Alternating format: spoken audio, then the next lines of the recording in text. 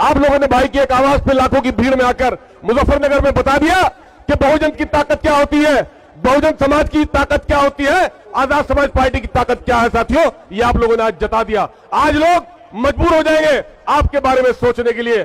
साथियों, बहुत पार्टी की नींदें उड़ जाएंगी, आज रात की सो नहीं पाएंगे। बहुत सारे नेता जो आज इस भीड़ को देखेंगे वो लोग सो नहीं पाएंगे, वो सोचेंगे अब आजाद समाज पार्टी के बारे में क्या किया जाए, क्या रणनीति अपनाई जाए जो उनको बदनाम किया जाए। आप लोग देखते होंगे साथियों, आजकल कंप्यूटर का युग है, टेक्नोलॉजी का जमाना है। एआई से कोई आवाज बदलता है, कोई फोटो कहीं का कहीं लगाता है, किसी भी नेता का लगा सकते हैं। साथियों, ये सिर्फ मकसद एक है कि हमारी पार्टी जो बहुत तेजी से बढ़ने का काम कर रही है वो आगे ना बढ़ पाए। ऐसी बातों में यकीन नहीं करना साथियों, ये टेक्नोलॉजी का जमाना है। हेमा मालिनी का धर्मेंद्र के साथ और धर्मेंद्र का हेमा मालिनी के साथ कोई कुछ भी कर सकता है। इस युग में आप लोगों किसी आवाज पे किसी की भी आवाज बनाई जा सकती है। मैं जो यहां से बोल रहा हूं वो काट फाट के इसमें मेरी आवाज में कुछ और भी जोड़ा जा सकता है। साथियों, आप लोगों को बहुत होशियार रहने की जरूरत है। आप सब लोगों का बहुत बहुत शुक्रिया। जय भीम, जय भारत, खुदा हाफिज। सम्मानित साथियों,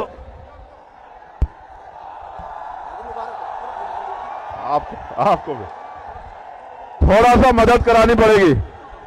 मैं आपके जोश को जानता हूं, मदद मांग रहा हूं, थोड़ी सी मदद करा दो। थोड़ा सा हिम्मत बना के रखो। कर लोगे, नहीं कर लोगे? पक्का? थोड़ी देर बस। धन्यवाद। सम्मानित साथियों, जो लोग बैरिकेडिंग पर आ रहे हैं वो लोग थोड़ा पीछे हट जाएं। बैरिकेडिंग को हाथ ना लगाएं, बैरिकेडिंग से दूर रहें, ये बैरिकेडिंग टूट जाएगी। आपका कार्यक्रम है, आपकी पार्टी है, आपके नेता हैं, आप अपने कार्यक्रम को सफल बनाओ। पीछे से पीछे रहो लोग, पीछे वाले लोग आगे वालों को धक्का ना दें, पीछे रहो। अब मैं अनुरोध कर रहा हूं नगीना से आए हुए हमारे सम्मानित नेता रईस कुरैशी जी से, वो आए और अपनी बात को रखें। और अस्सलाम वालेकुम, जय भीम। आज की ये तारीखी मीटिंग इस बात की गवाह है कि चंद्रशेखर आजाद एक ईमान वाला आदमी है, ईमान की बात करने वाला है। न वो हिंदू, न मुसलमान, न सिख, न ईसाई, एक इंसान है, एक मुजस्समा है कौमी यकजहती का। और जब जब किसी मुल्क में जुल्म हुआ है वहां पर भगवान ने, अल्लाह ताला ने एक मसीहा भेजा है जो जुल्म खत्म करने के लिए पैदा होता है, और उसका नाम है चंद्रशेखर आजाद।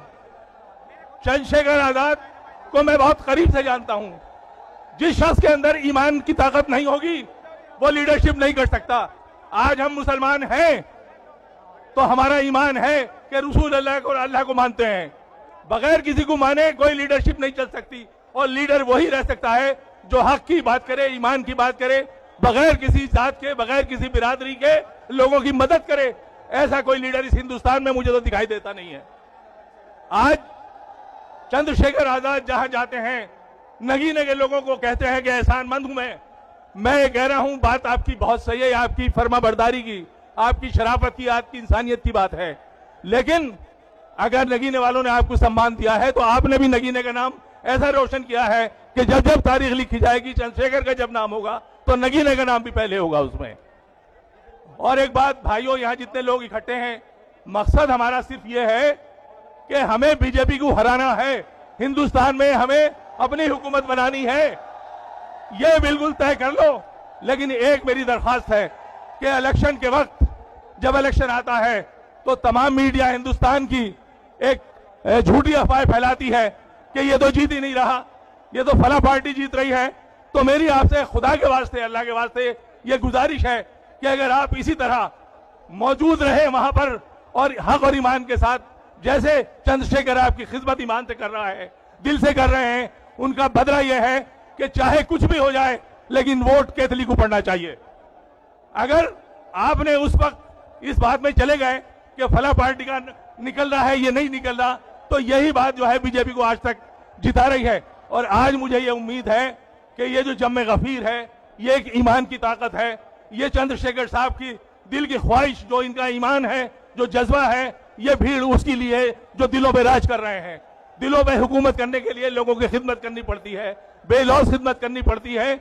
और एक बात याद रखें कि ये दलित कौम या मुस्लिम कौम, इन्हीं के लिए स्लॉटरिंग किया जा रहा है। इन्हीं को दबाया जा रहा है।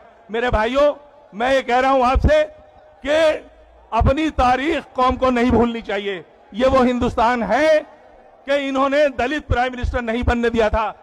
जगजीवन राम आजाद, जगजीवन राम मरहूम जब प्राइम मिनिस्टर बनाए जा रहे थे, सारा हिंदुस्तान एक हो गया था, किसी को उन्होंने बनने नहीं दिया। और तो मैं ये कह रहा हूं कि ये हुकूमत कराई है। अगर आज समाज के नाम पर इकट्ठे हो गए तो मुझे अल्लाह की जात पर यकीन है कि हिंदुस्तान में वो दिन दूर नहीं जब चंद्रशेखर आजाद साहब प्राइम मिनिस्टर आप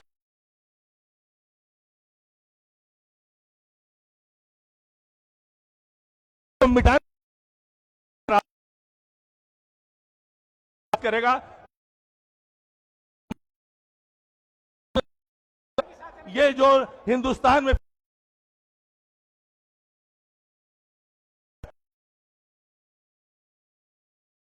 का काम है,